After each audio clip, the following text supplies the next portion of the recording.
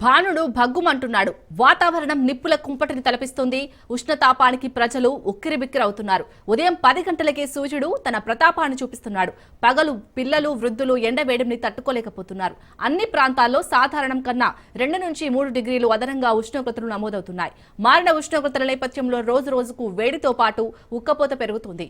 గాలిలో తేమ శాతం క్రమేపీ తగ్గుతుంది. ఈ నేపథ్యంలోనే ప్రజలు అప్రమత్తంగా ఉంటూ ఆరోగ్యాన్ని కాపాడుకోవాలని వైద్యులు సూచిస్తున్నారు.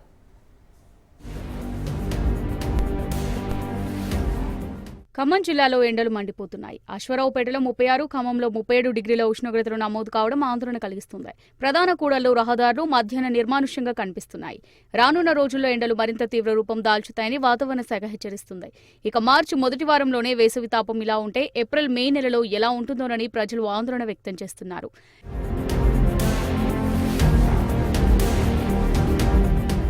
ఖమ్మం, భద్రాద్రి జిల్లాలో ఉదయం నుంచి సాయంత్రం వరకు ఎండ తీవ్ర రూపం దాల్చుతుంది.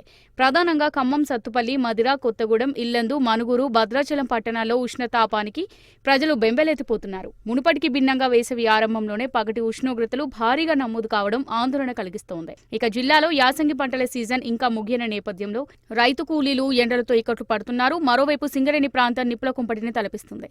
సింగరేణి ప్రాంతంలో ఉష్ణోగ్రతలు 45 డిగ్రీలకు చేరాయి. భానుడి తాపానికి కార్మికులు విలవిల్లాడుతున్నారు.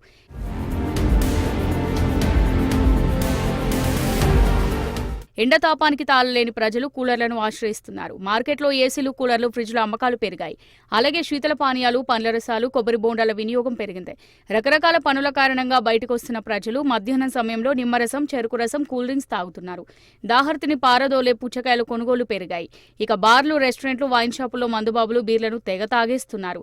మొన్నటి వరకు 30 ఉన్న కొబ్బరి బోండం ధర 50 పలుకుతోంది. ఇక ఖమ్మం జిల్లా కేంద్రం నుంచి కొత్తగూడెం జిల్లా లక్ష్మీదేవిపల్లి, చుంచుపల్లి, సుజాత నగర్ వరకు ఉన్న దుకాణాలు బిజీగా ఉన్నాయి.